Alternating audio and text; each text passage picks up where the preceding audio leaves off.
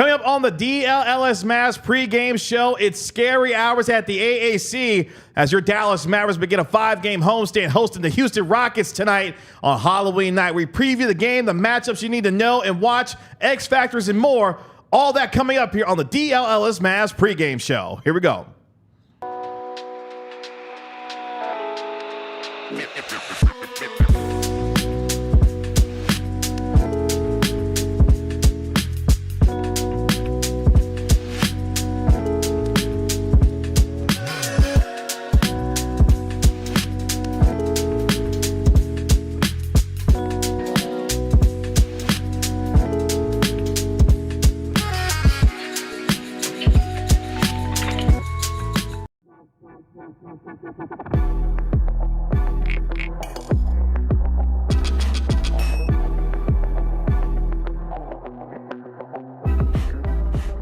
Hey, what's up, DLLS Mavs Nation? It's your man, Kevin Gray, alongside Mavericks analyst Bobby Carella. We are DLLS Mavs, your favorite guys covering your favorite team every single game night. You can find me on X at Kevin Gray Sports, at Bobby Carella. Coming up later on in our show, our Mavericks beat writer Tim Cato going to be joining us live from the American Airlines Center. You can find him at Tim_Cato. You can always dial up the Stein line at the Stein line for our national NBA insider, Mark Stein. Scary hours tonight at the AAC. Happy Halloween. Appreciate you joining us here on the DLLS Mavs pregame show. Your Mavericks begin a 5-game homestand tonight as they take on the Houston Rockets. Mavericks looking for their 3rd straight win after getting wins against the Jazz and the Timberwolves. Should be a fun night, Bobby, as of course, if you're dressing up, having a good time tonight, be safe, be careful out there. And if you're inside enjoying some basketball, should be a fun one tonight at the American Airlines Center between the Mavericks and the Rockets. First of a 5-game homestand. Every homestand really matters anytime you're playing in your own building, but with the 5-game homestand, 4 of them are really tough. No disrespect to the Chicago Bulls, but this is an opportunity for the Mavs to get some wins against good teams, you know. And Houston, we think, is going to be a pretty good team. So, you know, we'll see what they got, but hopefully the Mavs are up to the task. Ronald, what's up, man? Appreciate y'all joining us in the chat. Make sure you like, comment, and subscribe to DLLS Sports here on YouTube. Let's get into the matchup. Game number 5 of 82 for your Dallas Mavericks. 3-1 on the season, 2-0 so far in the early season at the American Airlines Center. Rockets 2-2, 1-1 away from Toyota Center, of course, in Houston. Mavericks 6.5-point favorite tonight at home against Houston. As we mentioned, Mavericks looking for their 3rd straight win. Rockets looking for their 2nd straight win after their win on Monday against Victor Wembanyama and the San Antonio Spurs. Mavericks have won 8 of the last 10 matchups between these two teams. Luka Doncic and company having really good success against the Rockets. Of course, last year going 3-1 in the season series against Houston. Yeah, I think the one game they lost was a game when neither Luka nor Kyrie played, right? It was like Jaden Hardy, Tim Hardaway for a bunch of time in Houston, and Houston beat the brakes off the Mavs. But then, you know, down the stretch of the season, one of the biggest wins of the season, one of the biggest shots of the season, that Dante Exum game-tying 3 as time expired to force overtime. Mavs go on to win that game. That's the iconic Luka Kyrie walk-off, arms around each other My thing. favorite moment from last year, for sure. Yeah, great moment. And then I think it was like the week before that or a few days before that, Dallas was in Houston. Luka hit that impossible underhanded shot. He had like almost 50 in the game. Those 2 losses knocked Houston out of the playoffs. That's right. So, you know, Rockets probably looking for a little bit of revenge, but it's always good to beat your in-state rival. Yeah, the game that Luka had 47, you mentioned the underhanded 3-pointer that he hit. That ended what was an 11-game winning streak for the Rockets at the time. Then, of course, that 147-136 win at home in overtime. Dante Exum, the only thing I remember from that game that burns into my mind, Mark Followell's call, Dante's Inferno. Yeah, that was a great call. Love our guy Mark Followell. Of course, he'll be on the television call tonight for Mavericks television. Speaking of Luka Doncic, one of the things coming into tonight's game, Bobby, has been the shooting struggles of Luka Doncic so far this year, shooting just 36.4% from the field, 26.8% from 3 in his first 4 games. Can he get it going over his last 12 games against the Rockets? He's averaging 35 points per game, nearly 11 rebounds, and nearly 9 assists per contest. The Mavericks have won 7 straight games that Doncic has appeared in against the Rockets, totaling 268 points in those games. So if any time he faces the Rockets and it looks like it could be a get-right game for him, he loves seeing Houston on the other side of the floor. Which is really surprising because, Houston has a bunch of the kinds of guys that can really bother Luka. They have like really long guys like Jabari Smith. Tari Eason's a really athletic guy. Then they have guys that can be real pesky, real in your face like Dylan Brooks. Amen Thompson last year got kicked out of the game very early in the game in Dallas because he flagrant 2'd. I think did he punch Maxey or something? I don't remember what happened there. Yeah. But then the game in Houston, like a few days before that, he picked up 2 fouls like a minute and a half into the game as well. And so we haven't really seen Amen get a good kind of look at Luka, but I guess it doesn't really matter who guards him, man. He just gets in his zone whenever he plays those guys. He had some unbelievable games against them last season, but we'll see. They need. It's funny. I say they need him.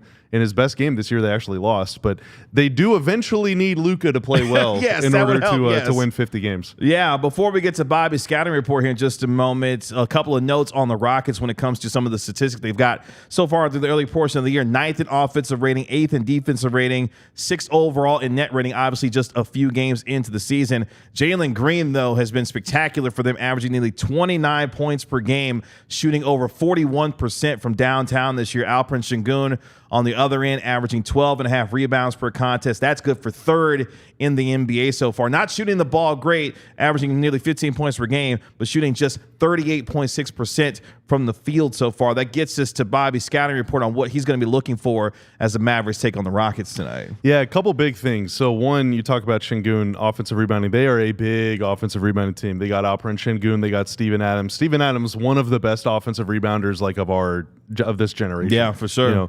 And so Dallas has done a pretty good job on the glass this year. And I thought they did a really good job against Minnesota. They've had some moments in other games where they struggled a little bit, like early on in that Utah game, or maybe that was the preseason game. I don't remember. At any rate, too much Utah Jazz lately. But Houston has been an atrocious defensive rebounding team. And the Mavs, in their 3 wins this season, have scored at least 23 second chance points in each of those games. They only had 8 second chance points, or 9, in that game against Phoenix, and they lost. And so Dallas has been able to survive Luka's shooting struggles by creating a bunch of extra chances, whether that's for Luka or these tap outs to Clay or Kyrie or whoever else. PJ Washington's been getting in the mix lately too, grabbing some, going back up with floaters. So, keep Houston off the offensive glass and attack the offensive glass yourself. The trade-off that Houston makes, though, is instead of just selling out for offensive rebounds, they get back in transition. You are not going to score the other way against them. Dallas has piled up a lot of fast break points against San Antonio and against Utah in these games played at American Airlines Center. That is almost certainly not going to be the case tonight. Houston's got a lot of athletes. They're very young. They're all very big. They're tough to score in transition. They're really tough to outrun. And again, they don't just send 3 guys to the boards in pursuit of those rebounds. They'll let Sengun or they'll let Steven Adams fight, maybe send a power forward or maybe send whoever the other guy is closest to the rim, but the rest of the guys get back. And so you have to be very, very mindful of that. This game is not going to be a track meet. It's going to be played in the half court. Yeah, and if the Mavericks can find a way to control the glass, they'll give themselves a good opportunity tonight as well. Jason Kidd, speaking before the game tonight, speaking of the offensive and defensive rebounding, Derek Lively's been front and center in the way that he's been relentless on both ends of the floor on the offensive and defensive glass. And, of course, the conversations around the sixth man, whether it be Jaden Hardy, Spencer Dinwiddie, Quentin Grimes had a nice game in the last game against the Minnesota Timberwolves. Who is going to be that consistent sixth man off the bench? Jason Kidd speaking to some of that during his pregame press conference. Here is his answer to that question, and a very interesting one when it comes to not just the guards, but also when it comes to Derek Lively potentially in that sixth-man role throughout the course of the season. Take a listen. We would love to have Jason Terry. That would be nice, yeah. Or that type of player. It makes it easy because that role is filled. And so we're trying to define roles. We're trying to get guys comfortable in their role. We've had different looks, and we're going to continue to have different looks as we go through this this journey to see who's comfortable in that role. One of the guys that, he might be a little bit taller than Jason Terry and might not shoot the three at a high clip, but D-Live could be looked upon as that sixth man. And it's a different role because the bigs just flip-flop with the 6 minutes. But when you look at what D Live is doing for us, both offensively and defensively, he could be Jason Terry in a different light. But when you talk about the guards, that shows our depth. It shows that we can go in different directions. But, we're all fighting to be consistent. And if we can get one of those three to be consistent, then we can move forward and look at the next role. So finding that consistency in that six-man role, Derek Lively could be a candidate to be in that role throughout the course of the regular season. How does that land for you when you hear that from Jason Kidd, trying to find whomever's going to be best serving in that six-man role, but Derek Lively being a real candidate to be in that particular spot throughout the course of the year? Yeah, I just kind of reject the idea that the Mavs need an offensive burst off the bench. Luka, Kyrie, Clay, those are your big scorers. PJ Washington, big scorer. Daniel Gafford and Derek Lively, I guess whichever one of them comes off the bench is probably going to be your leading scorer off the bench. But they don't need like a Jason Terry type or an offensive. I don't know if we got Followell's question in there, but basically the question was your designated offensive player off the bench. The Mavs don't need one of those guys. Their bench players are their defenders. So like if they're almost all designated defensive players. Quentin Grimes, Najee Marshall. Lively is more of a defensive player than an offensive player. Maxey certainly the same way. Like all of these guys coming off the bench for the Mavs are going to come in the game. And for example, Jalen Green is having a 10-point first quarter with 6 minutes left. Like let's put Najee Marshall on him and see if you can stop him. Sure. Let's change the flow of the game that way. I think our idea of a sixth man is someone that you insert in the game to like change the feel on offense. But the Mavs are doing that with their players to change the feel on defense. And I think in that respect, you're probably not going to have a sixth man, but Jaden Hardy, Spencer Dinwiddie, obviously much more offensively minded players. I would say both of them have been very up and down to start the season. Sure. It would be great if one or even both of them played well, but I don't think the Mavs need 8 or 12 or 15 points from either of those guys on any given night, just because they are getting so much offense from their starting lineup. We'll see how that bench production plays itself out tonight against the Houston Rockets. Derek Lively having a sensational start to this year, looks to continue his strong start. He's been their best player. He has. That's what you have said. You have said that he's been the best player so far this year for the Mavericks, and he looks to continue that tonight. A couple notes when it comes to the Mavericks real quick. Mavericks 11th in the NBA in offensive rating at 113, 10th in defensive rating at 109.8, 9th overall in net rating as far as that is concerned for the season. Mavericks, of course, got 35 points from Kyrie Irving the other night, 25 of them coming in the second half. The big three for the Mavericks so far this year between Luka, Clay, and Kyrie, averaging a combined 67.1 points per game so far through the first 4 games. So the big three getting it done. It's about the other guys now who could come along offensively to be able to provide that kind of production. Looking to see that tonight against the Houston Rockets. So much more to get to here on the DLLS Mavs pregame show, including Tim Cato live from the American Airlines Center. His thoughts on what he heard from Jason Kidd pregame, and we'll get his thoughts on what he's looking forward to seeing from the Mavericks tonight as they begin their 5-game homestand against the Houston Rockets. Tim Cato coming up here in the DLLS Mavs pregame show here in just a moment. But first, at DLLS Sports, we're providing you pregame and postgame coverage for every single game all season long, but we also are providing a lot of written content covering every pro team in town with the Wings and FC Dallas coming soon as their seasons get started up in the spring. So alldlls.com/diehard is where you can sign up right now. We're running an introductory offer. A very limited time offer too. For $4 a month, you can access the entire website, all the paywalled content. You also get a free shirt when you sign up and a discount on future merch. And you can join the Die Hard Discord. So join our mighty growing community of diehards. Get in on the ground floor. We're about to cross 10,000 subs on YouTube, Kevin. How about that? We appreciate that. Can't wait. Can't wait. So we're really taking off, especially now that Mavs season has started. Mavs fans are obviously crazy about this team. This team is going to be super good. We're going to have a lot of fun all season long here on YouTube, but then also on our website as well. So if you want to be part of it, hey, alldlls.com/diehard. Go now. What are you waiting for? And shout out to some of our newest ones, people that signed up today. Jimmy, Eric, Harrison, Douglas, David, and Hunter. Shout out to y'all for becoming a diehard. You just made the best choice you'll ever make.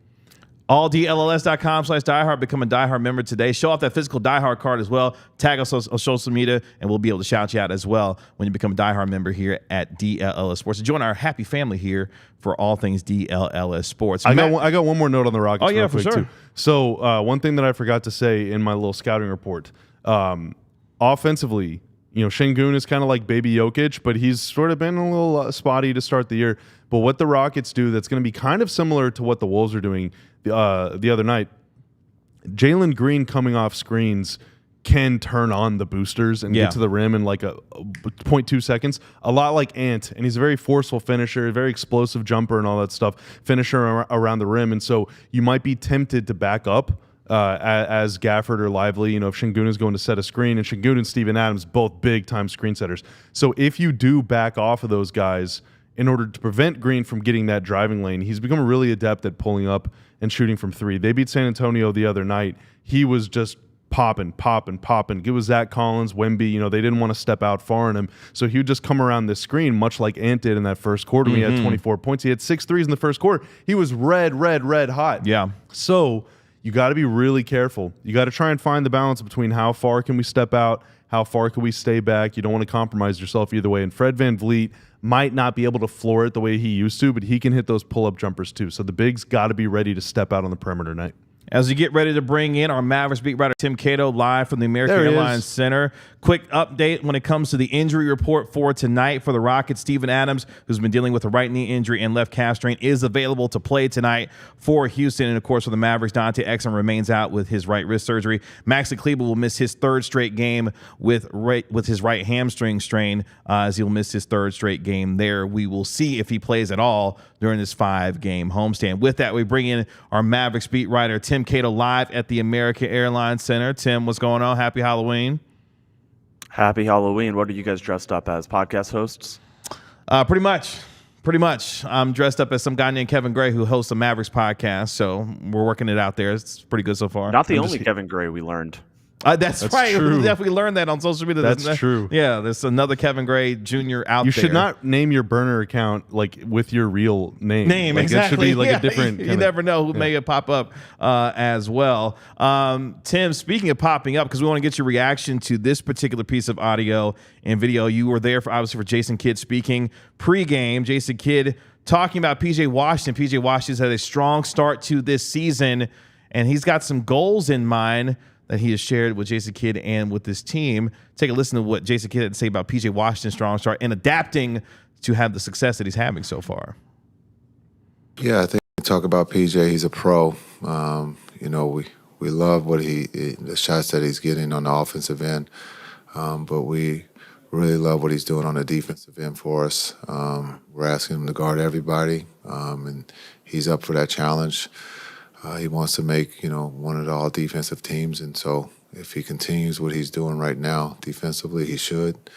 He should be recognized, for his defense. But, again, his playmaking, being able to get the rebound and push it offensively, the threes will fall. But when the ball touches the paint, when PJ has it, good things happen. We need to, lean into that a little bit more. How does that land for you, Tim?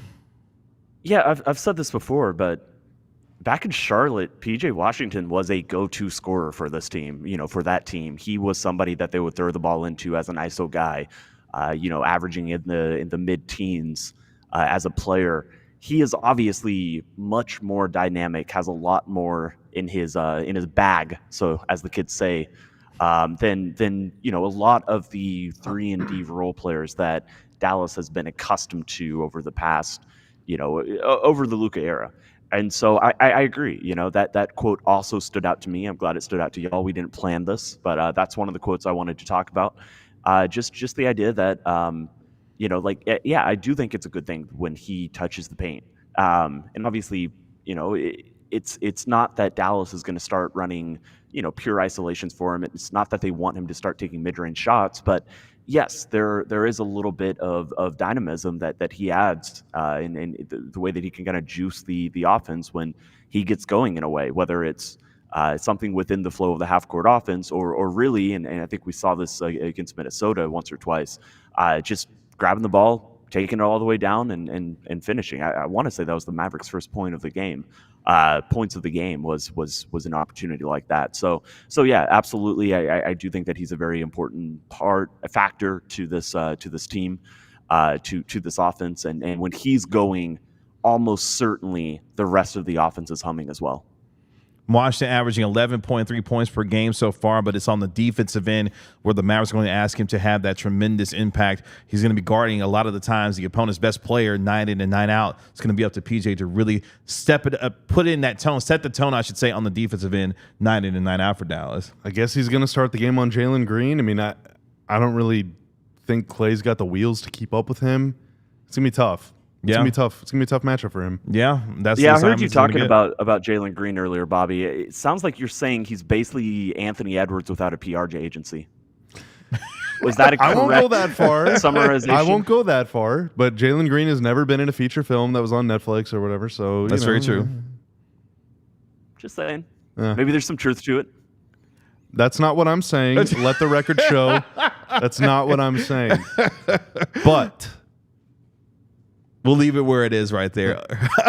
Other notes from you, Tim, that stood out to you from Jason Kidd pregame, and also your expectations for tonight as the Mavericks begin a 5-game homestand as they face the Rockets tonight. I think the big thing that stood out to me was Jason Kidd referring to Derek Lively potentially as like a sixth man for this team, or a sixth man. You don't think of. He brought up in when he was answering this question, he brought up Jason Terry and how Jason Terry historically is the type of sixth man that teams are accustomed to having come off their bench when they have a really good player like that. And you don't think of Derek Lively, in that mold because he's a center and because he's very similar to what Daniel Gafford does. But, Jason Kidd mentioned how, that's something that, they do know he's going to bring energy and effort off the bench every time he comes in. Certainly that's true. And, more importantly than that, the fact that Jason Kidd stays talking about Derek Lively and his role on the bench, and that, all of the, they're both startable, they're both going to start. All of that talk has kind of dissipated a little bit. Yes, at some point this season, Derek Lively is going to start. That is a certainty. But maybe it is just for, Gafford, when Gafford misses time. Maybe it isn't, at least it's not a medium-term plan, or there's not a short or medium-term plan that Lively's gonna take the position over from Gafford. If there is one, it sounds like it's gonna be a longer-term one. So as long as Lively's still getting the starters minutes and it's not affecting the team and their ability to win or lose games, then I guess it's fine. And I think we've said we have a slight issue with it, but again, the minutes are still there. The minute allocation is still in Lively's favor. So I just found that interesting. That was the big takeaway from Jason Kidd's press conference. Beyond that, I don't know. I think that I'm very interested to watch this Houston team.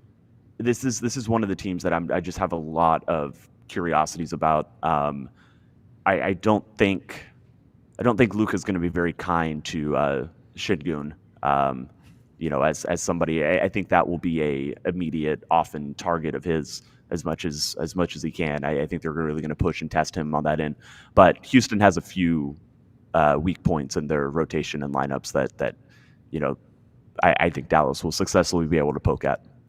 We detailed a little bit earlier, Luka Doncic in his last 12 games against the Rockets, averaging 34.9 points per game, 10.8 rebounds, and 8.7 assists against Houston. Of course, had that 47-point game when they ended the 11-game winning streak of the Houston Rockets last year, effectively ending their playoff chances in the Western Conference. One note for Houston as well, as we've been detailing what they bring to the table. Rockets so far this year, 29th in the NBA in overall field goal percentage, shooting just 40.7% from the field this year. Not good at all. In fact, that's second to last in the league right now as far as overall field goal percentage is concerned. So the question I'll pose to both of you gentlemen, the defense for the Mavericks looks like will be a focal point tonight. Can they keep up that kind of intensity to keep what has not been a very good shooting team still not a good shooting team after tonight is over with? Yeah, I went back and rewatched the Mavs-Wolves game yesterday, and they were so much better than Minnesota. Minnesota got so hot from three. If Ant wouldn't have lost his mind and Julius Randle joined him in the first 8 or 10 minutes of the game, the Mavs would won by 25. They just looked so much farther along than Minnesota did. And Houston is not that caliber team. This game is in Dallas, not there. The Mavs, this is their 4th and 6 or whatever, so they're gonna be a little tired, but like it's not a second night of a back-to-back. Like the Mavs should be able to, if they play with the same defensive intensity as they did against Minnesota, they should be able to dominate the Rockets. That said, it might not be the case. We thought they were going to dominate Phoenix, and Phoenix picked them apart all night long. So, we'll see. But yeah, the Mavs' defense is much further along just in terms of like execution and togetherness than I thought it would be, given the new faces and kind of like the leaning back toward the offensive side. Yeah. Tim, for you, how does that land for you when you hear some of those offensive numbers, especially for the field goal percentage for Houston coming into tonight's game? Yeah, I mean, it's obviously so early in the season. I don't expect that is going to, I don't think Houston's going to stay that low in that stat. They have some turnaround, some regressions, and positive regression probably coming their way. But yeah, this is not a, this is still an offense that, doesn't quite have that one player who completely binds everything together and creates, Jalen Green is just not quite efficient enough as a point guard to do that for you.